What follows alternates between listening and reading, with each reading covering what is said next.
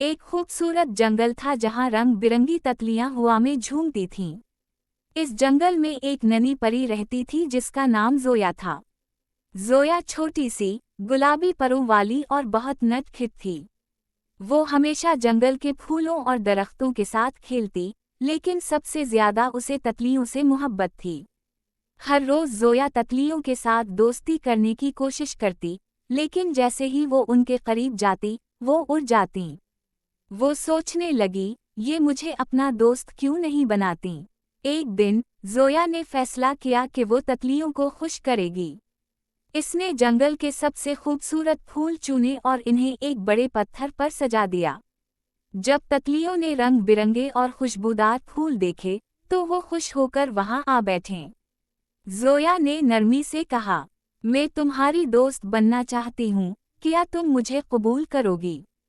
तितलियों की मलका, जो सबसे बड़ी और सुनहरी थी, बोली, हमें तुम्हारी दोस्ती कबूल है, लेकिन तुम हमें पकड़ने या हमारे परों को छूने की कोशिश ना करना। हम आज़ाद रहना पसंद करती हैं। जोया खुश हो गई और वादा किया कि वो हमेशा तितलियों का ख्याल रखेगी।